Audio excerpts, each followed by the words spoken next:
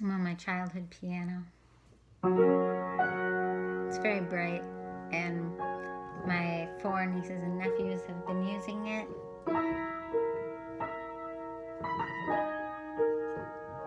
Until my brother got his new Steinway baby grand.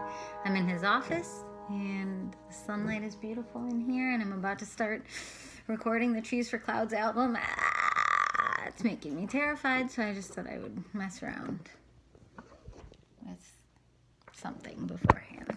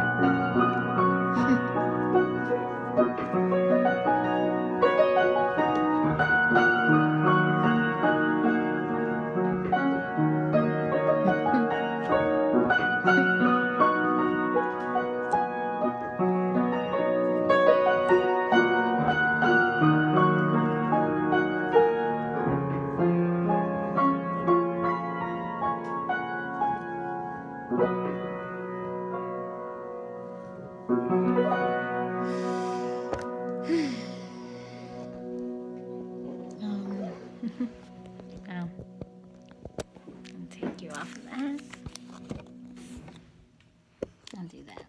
I don't think my brother will mind you seeing his studio or office.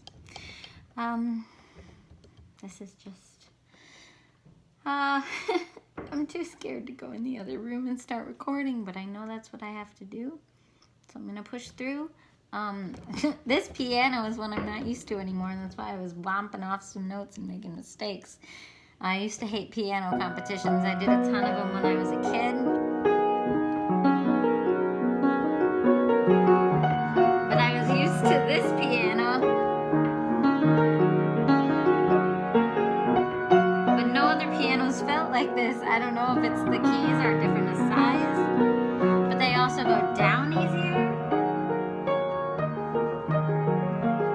resistance is a huge piece of it, so whatever resistance you're used to.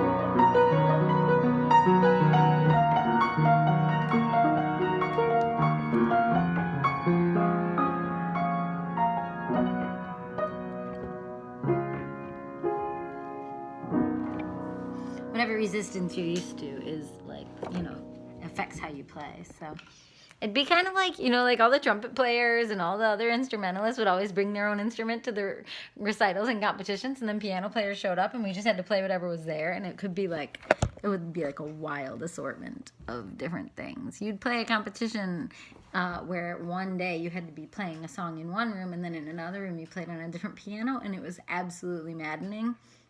In hindsight, I know that's why I was able to do those jobs I've talked about in New York City. It's like I had to achieve such a high level of standards for my teacher. It's like, I guess I'm glad for it, but it really did mess me up in a lot of ways. But it also gave me really great skills that I use to this day, so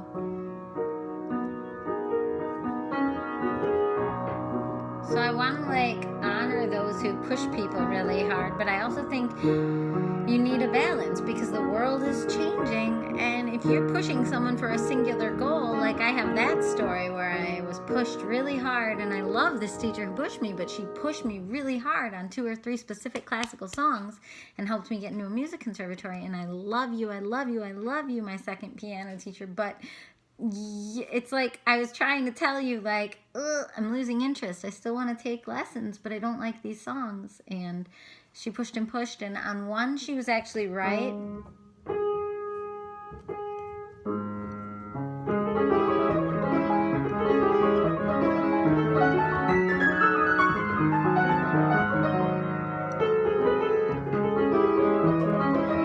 Take it slower, but I remember working on that. It's 1 2 3 4 5 6, 1 2 3 4 5 6, and then 1 E and a 2 E and a, or 1 2 3 4 5 6 7 8. So, and those are going together and they don't match. I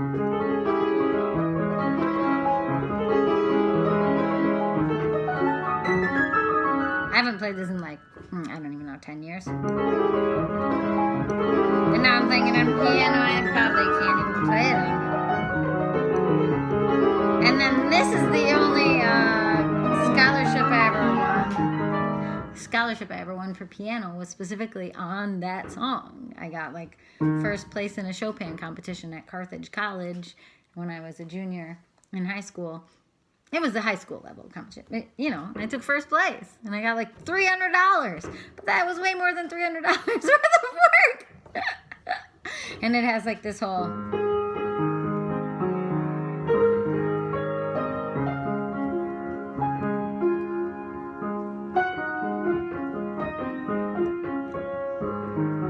It's actually amazing to me that I could play like that because I didn't understand anything about music theory at that age. I didn't understand those chords. They were just all single notes to me. So I didn't know that I was on a A-flat 7 chord.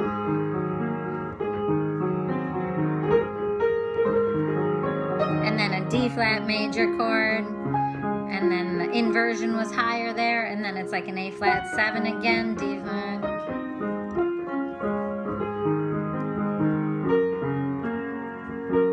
G-flat chord, and then B-flat minor, or no, major. And then E-flat minor, E-flat minor. I don't know. I don't remember the song at all, but my point is I didn't know the music theory when I got to that level. I got into a music conservatory without really knowing the music theory, and then, so I'd be sitting in these keyboard classes we had to take to be a piano major, because I started to try to get a Bachelor of Music in piano performance, but I downgraded my 3rd year at the conservatory to a Bachelor of Arts in Music with a piano performance emphasis, because to get the Bachelor of Music in piano performance, you had to get to an even higher level. I would have had to be there 5 years to do that, and my theater and English dramatic literature degree. But my first year, I was amazing at the music theory on paper, so I tested out of all the music theory classes and became a music theory TA in my first year at Lawrence University. It's a music conservatory in Appleton, Wisconsin. Anyway, blah, blah, blah. But this physical hands-on music theory exercise to play C, C7, F, F7, B, B flat, B flat 7, E flat, E flat 7. I was terrible at it.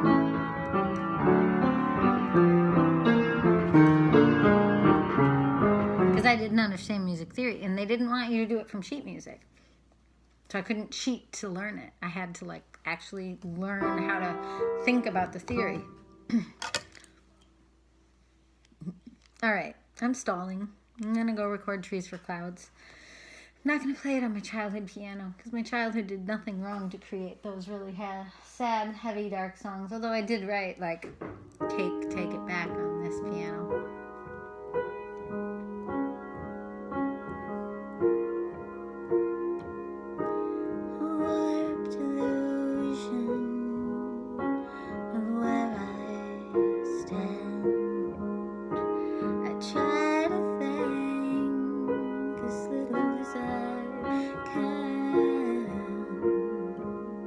This is the one where I had become a born-again Christian.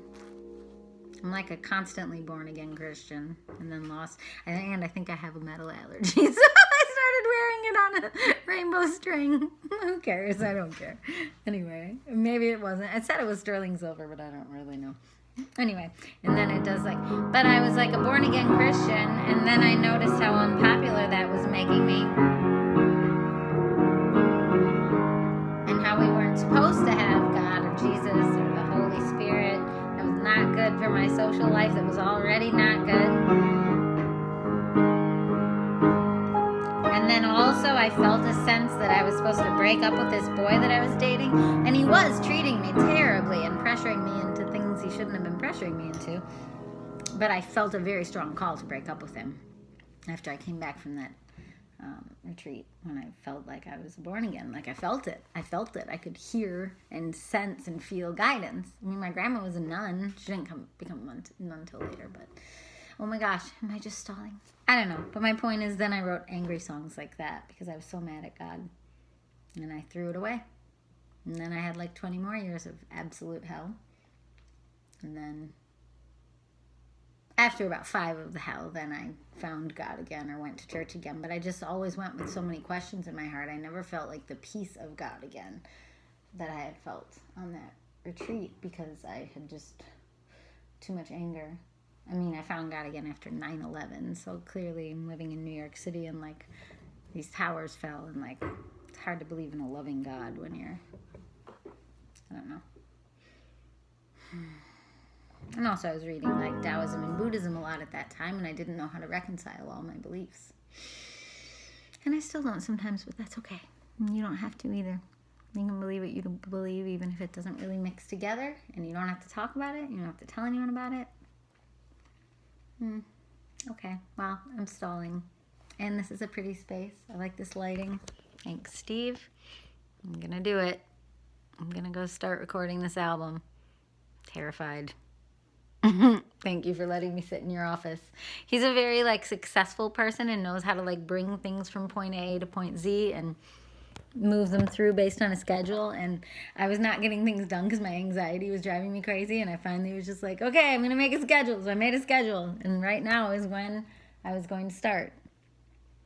And then I have to teach 2 more people tonight because I have a lot of cancellations tonight, vacations and stuff.